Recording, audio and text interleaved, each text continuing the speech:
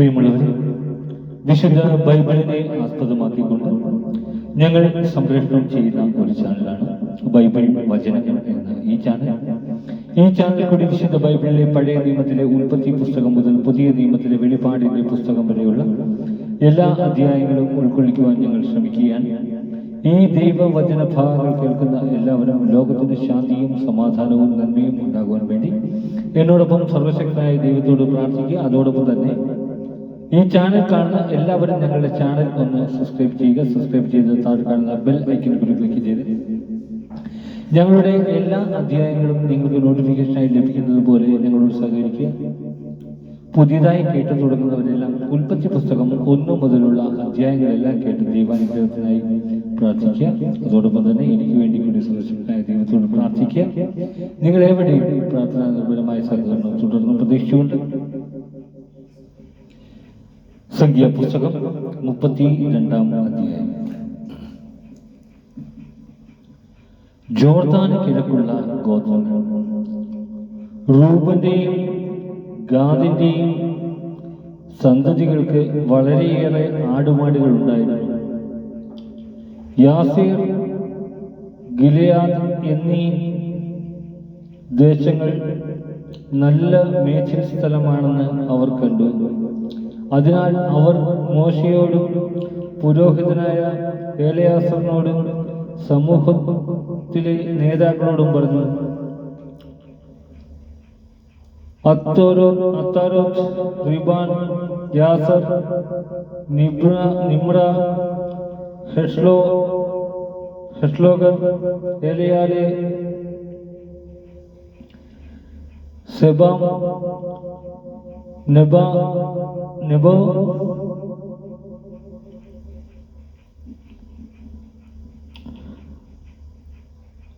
ബൊമയാൻ എന്നിങ്ങനെ കർത്താവ് ഇസ്രായേൽ സമൂഹത്തിന്റെ മുമ്പാകെ കീഴടക്കിയ ദേശം മേച്ചിൽ സ്ഥലമാണ്. ഈ ദാസർക്ക് ആടുമാടുകൾ ഉണ്ട് താനും. ഞങ്ങളിൽ സംപ്രീതനെങ്കിൽ ഈ പ്രദേശം ഞങ്ങൾക്ക് അവകാശമായി തന്നാലും ഞങ്ങളെ ജോർദാന്റെ മറുകരയിലേക്ക് കൊണ്ടുപോകരുത്.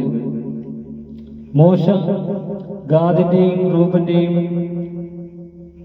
സന്തതികളോട് പറഞ്ഞു, സഹോദരന്മാർ യുദ്ധത്തിന് പോകുമ്പോൾ നിങ്ങൾ ഇവിടെ ഇരിക്കുകയോ?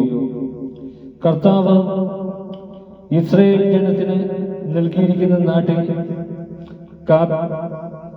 കടക്കുന്നതിന് നിങ്ങൾ അവരെ നിരുത്സാഹരാക്കുന്നത് എന്തുകൊണ്ട്? നാട് ഒറ്റുനോക്കാൻ കാദേശ് ബർന്നേയിൽ നിന്നും നിങ്ങളുടെ പിതാക്കന്മാരെ ഞാൻ അയച്ചപ്പോൾ അവരും ഇപ്രകാരം തന്നെ ചെയ്തു. അവർ എഷ്കോൾ താഴ്വരയോളം ചെന്ന് നാട് കണ്ടതിന് ശേഷം കർത്താവ് ഇസ്രായേൽ ജനത്തിന് നൽകിയിരിക്കുന്ന നാട്ടിലേക്ക് പോകുന്നതിൽ അവരെ നിരുത്സാഹരാക്കി. അന്ന് കർത്താവിന്റെ കോപം ജ്വലിച്ചു. അവിടുന്ന് ശപഥപൂർവം അരുളിച്ചെയ്തു, ഈജിപ്തിൽ നിന്നും പുറപ്പെട്ടവരിൽ 20 അതിനുമേലും വയസ്സുള്ളവരിൽ ആരും അബ്രഹാത്തിനും ഇസഹാക്കിനും യാക്കോബിനും ഞാൻ വാഗ്ദാനം ചെയ്ത ഭൂമി കാണുകയില്ല. എന്തുകൊണ്ടെന്നാൽ അവർ എന്നെ പൂർണ്ണമായി അനുസരിച്ചില്ല. എന്നാൽ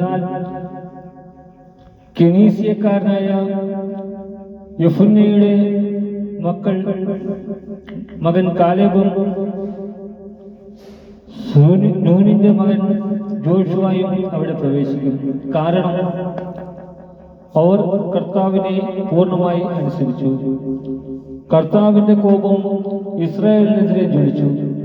അവിടുത്തെ മുമ്പിൽ തിന്മ പ്രവർത്തിച്ച തലമുറ നിശേഷം നശിക്കുന്നതുവരെ മരുഭൂമിയിലൂടെ 40 വർഷം അലഞ്ഞു തിരിയാൻ ഇടയാക്കുകയും ചെയ്തു. ഇസ്രായേലിനെതിരെ കർത്താവിന്റെ കോപം ഇനിയും ഉഗ്രമാക്കത്തക്കവണ്ണം നിങ്ങളുടെ പിതാക്കന്മാരുടെ സ്ഥാനത്ത് പാപികളുടെ ഗണമായി നിങ്ങൾ ഉയർന്നിരിക്കുന്നു. എന്തെന്നാൽ അവിടുത്തെ അനുഗമിക്കുന്നതിൽ നിന്ന് നിങ്ങൾ പ്രതിചലിച്ചാൽ ഇവിടുന്ന് വീണ്ടും അവരെ മരുഭൂമിയിൽ ഉപേക്ഷിക്കും. അങ്ങനെ ജനത്തെ മുഴുവൻ നിങ്ങൾ നശിപ്പിക്കും. അപ്പോൾ അവർ മോശയോട് പറഞ്ഞു, ഞങ്ങൾ ഇവിടെ ഞങ്ങളുടെ ആടുമാടുകൾക്ക് വേണ്ടി ആലകളും കുട്ടികൾക്ക് വേണ്ടി പട്ടണങ്ങളും പണിയട്ടെ. എന്നാൽ ഇസ്രായേൽ ജനത്തെ ലക്ഷ്യത്തിലെത്തിക്കുന്നത് വരെ ഞങ്ങൾ ആയുധമേന്തി യുദ്ധത്തിനൊരുങ്ങി അവർക്ക് മുമ്പേ പോകാം. തത്സമയം ഞങ്ങളുടെ കുഞ്ഞുങ്ങൾക്ക് ഈ ദേശവാസികളുടെ ആക്രമണത്തെ ഭയപ്പെടാതെ കോട്ടയാൽ സുരക്ഷിതമായ പട്ടണങ്ങളിൽ വസിക്കുകയും ചെയ്യാം.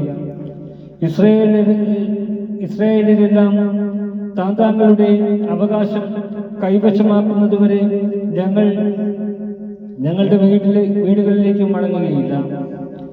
ജോർദാന്റെ മറുകരയും അതിനപ്പുറവും അവരോടൊപ്പം ഞങ്ങൾ ഭൂമി അവകാശമാക്കുകയില്ല. കിഴക്ക് ജോർദാനിക്കരെ ഞങ്ങൾക്ക് അവരെ അവകാശം ലഭിച്ചിട്ടുണ്ടല്ലോ. മോശ പറഞ്ഞു, കർത്താവിന്റെ മുന്നിൽ യുദ്ധത്തിന് പോകാൻ ആയുധവും അണിഞ്ഞ് അവിടുന്ന് ശത്രുക്കളെയെല്ലാം ഓടിച്ച് ദേശം കീഴടക്കുന്നതുവരെ നിങ്ങളിൽ യുദ്ധശേഷിയുള്ളവരെല്ലാം അവിടുത്തെ മുമ്പിൽ ജോർദാന്റെ മറുകരയിലേക്ക് പോകുമെങ്കിൽ ദേശം കർത്താവിന്റെ മുമ്പിൽ കീഴടങ്ങി കഴിയുമ്പോൾ നിങ്ങൾക്ക് മടങ്ങിപ്പോകാം. അപ്പോൾ നിങ്ങൾ കർത്താവിന്റെയും ഇസ്രായേലിന്റെയും മുമ്പിൽ കുറ്റമില്ലാത്തവരായിരിക്കും. ഈ ദേശം കർത്താവിന്റെ മുമ്പിൽ നിങ്ങളുടെ അവകാശമായിരിക്കുകയും ചെയ്യും. അങ്ങനെ ചെയ്യുന്നില്ലെങ്കിൽ കർത്താവിനെതിരായി നിങ്ങൾ പാപം ചെയ്യും.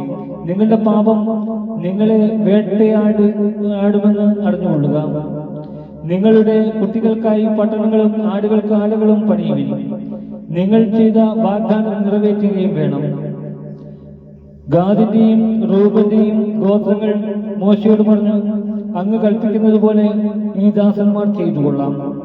ഞങ്ങളുടെ കുട്ടികളും ഭാര്യമാരും ആടുമാടുകളും ഗിലെയാദിലെ പട്ടണങ്ങളിൽ തങ്ങട്ടെ.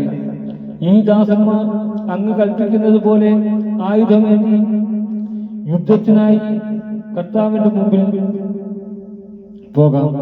മോശ അവരെ കുറിച്ച് പുരോഹിതനായ ഏലയാസറിനോടും നൂനിന്റെ പുത്രൻ ജോഷുവയോടും ഇസ്രായേൽ ഗോത്രങ്ങളുടെ ശ്രേഷ്ഠന്മാരോടും പറഞ്ഞു, ഗാദിന്റെയും റൂബന്റെയും പുത്രന്മാർ ആയുധധാരികളായി യുദ്ധം ചെയ്യാൻ നിങ്ങളോടൊപ്പം ജോർദാൻ കടന്ന് കർത്താവിന്റെ മുമ്പിൽ പോവുകയും നിങ്ങൾക്ക് വേണ്ടി ദേശം കീഴടക്കുകയും ചെയ്താൽ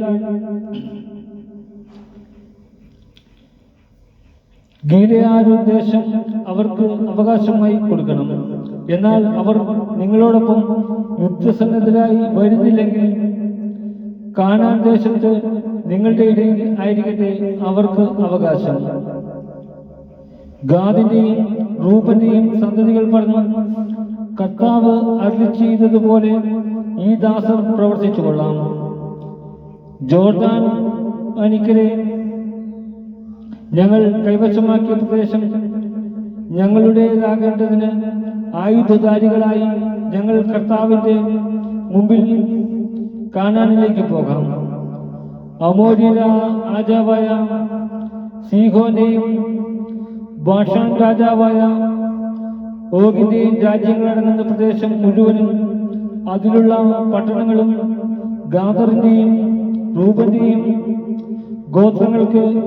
ഗോത്രങ്ങൾക്കും ജോസഫിന്റെ പുത്രനായ നോസയുടെ അർദ്ധ ഗോത്രത്തിനുമായി മോശ നൽകി. ഗാദിന്റെ ഗോത്രക്കാർ ദീബോൻ, അത്താരോത്ത്, അരോവർ, അത്രോത്ത്, ഷോഫാൻ, യാസേർ, യോഗ്ബഹ, ബേത്നിമ്ര, ബേത്ഹാരൻ എന്നീ പട്ടണങ്ങളും ആടുകൾക്കുള്ള